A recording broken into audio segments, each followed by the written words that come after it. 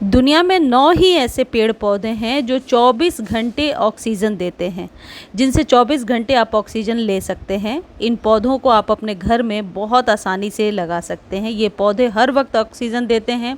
आमतौर पर भारतीय पीपल और नीम के पेड़ घर में लगाने से कतराते हैं। अगर हम पीपल और नीम के पौधों को घर में या बाहर आसपास के इलाके में लगाएं और अन्य 7 पौधों को घर में ही लगाएं या रोपें तो ऑक्सीजन के स्तर को बनाए रखा जा सकता है। इसमें सबसे पहला जो पौधा है ये है एरिका पाम। एरिका पाम को बहुत आसानी से एक डेकोरेटिव प्लांट की तरह आप अपने घर में लगा सकते हैं, बल्कि आपने लगाया भी होगा।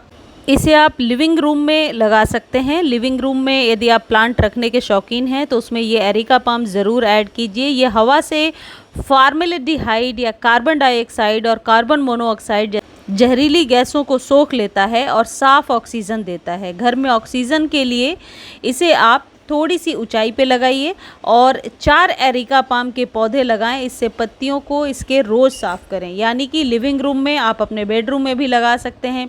वैसे तो देखिए, मैं हमेशा आपको बताती रहती हूँ कि वास्तु के अनुसार कौन से पौधे ज़रूरी हैं, लेकिन ये पौधे जो ऑक्सीजन रिलीज़ करते हैं 24 घंटे, ये वास्तु के अनुसार भी ज़रूरी हैं और आपके घर के लिए वैसे भी ज़रूरी प्लांट हैं। इन्हें अपने घर में ज़रूर स्थान दीजिए।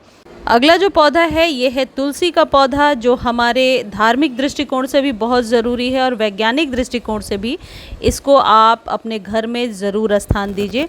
तुलसी के पौधे को आउटडोर में लगाया जाता है, कभी भी इंडोर नहीं लगा सकते क्योंकि इसे धूप की ज़रूरत होती है। तुलसी का पौधा वायु प्रदूषण को कम करता है। तुलसी का पौधा जो है वो ओजोन वायु छोड़ता है, जिससे सूर्य की हानिकारक पराबैंगनी किरणों से बचाव होता है। तुलसी में यूजेनॉल नामक कार्बनिक यौगिक होता है जो मच्छर, मक्खी और कीड़े भगाने का भी काम करता है। इस तरह वायु प्रदूषण कम करने के लिए भी तुलसी के पौधे को घर में ज़रूर लगाना चाहिए। इन पौधों की केयर किस तरीके से करनी है ये जानने के लिए आप मेरे एवरग्रीन वाले चैनल पर, या इनकी कटिंग कैसे लगती है जानने के लिए प्रयास बालकनी वाले चैनल पर जाकर के देख सकते हैं। और तुलसी के पौधे को यदि आप मिट्टी के कंटेनर में लगाते हैं तो ये बहुत अच्छी ग्रो होती हैं। हालांकि प्लास्टिक में भी हो जाती हैं, लेकिन न्यू गार्डनर हैं तो मैं सजेस्ट करूंगी कि मिट्टी के गमले में ही आप इसे लगाइए। ज़मीन में तुलसी का पौधा नहीं लगाना चाहिए, इससे कई प्रकार के वास्तु दोष उत्पन्न होते हैं। तो तुलसी के पौधे को हमेशा गमले में ही लगाइए और साफ़ सुथरी जगह पर रखिए, धूप वाले स्थान पर। अगला जो पौधा है ये है snake plant. Snake plant NASA द्वारा आप कह सकते हैं रेकमेंडेड एक वायु की शुद्धता को बढ़ाने वाला पौधा है। स्नेक प्लांट हवा की गुणवत्ता को शुद्ध करने में मदद करता है। यह प्लांट एक आप कह सकते हैं अनोखा प्लांट है जो आसानी से ग्रो हो जाता है। इसकी पत्तियां भी बहुत आसानी से कटिंग से ग्रो हो जाती हैं।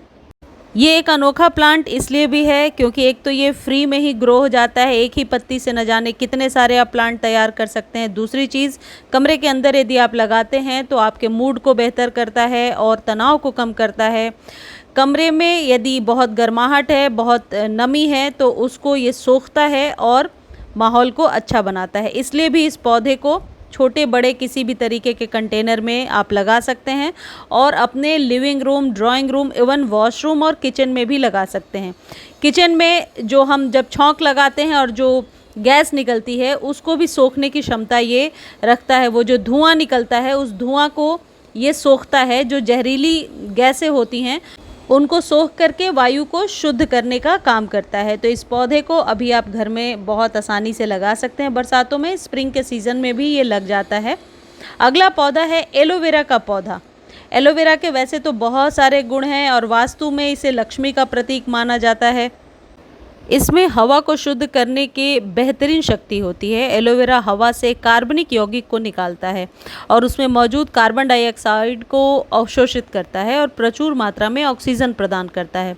एलोवेरा को आप घर में 3 तरह से उगा सकते हैं। कई लोग इसे पत्तियों से उगाते हैं, इसे रूट डिवीज़न से उगाया जा सकता है और इसे आप जो पब्स निकलती हैं, इसमें अपने आप ही नीचे से पब्स निकलती रहती हैं, उन्हें भी ग्रो करके अपने घर में लगा सकते हैं। एलोवेरा को घृत कुमारी के नाम से भी जाना जा सकता है। इसके जूस के सेवन से शरीर की बहुत सारी बीमारियां दूर होती हैं। यदि आपको सनबर्न की शिकायत है तो इसके रस को रात में अपने हाथ पांव जहां भी शिकायत है वहां लगाइए और सुबह साफ पानी से धो लीजिए। आप देखेंगे त्वचा की रंगत भी निखर रही है और साथ ही साथ वो सनबर्न भी जा रहा है। आप इसे बालों में लगा सकते हैं जिससे कि बाल काले घने भी होते हैं और जिनको हेयर फॉलिंग की प्रॉब्लम है वो वाली प्रॉब्लम भी सॉल्व हो जाती है। देखिए इसमें से पफ्स अपने आप निकल रहे हैं, इनको निकाल करके आप कहीं और लगा सकते हैं। इसे यदि आप गमले में लगाते हैं तो बेहतर रिजल्ट देख पाएंगे।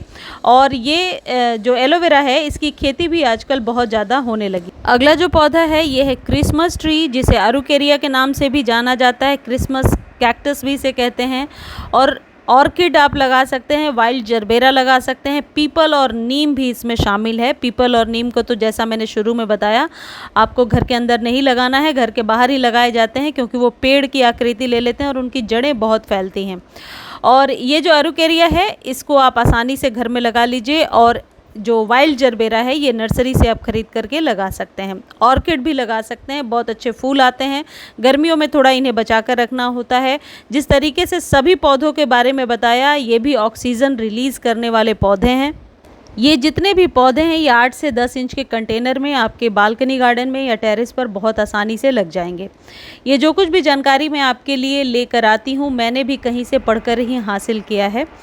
ये जानकारी आपके लिए थोड़ी भी हेल्पफुल है तो प्लीज़ आप वीडियो को लाइक शेयर सब्सक्राइब ज़रूर कीजिए। और इस वीडियो को आप फेसबुक पर भी देख सकते हैं तो आप जाकर के फॉलो ज़रूर कर लीजिए। मुझे उम्मीद है जानकारी आपको अच्छी लगी होगी। धन्यवाद।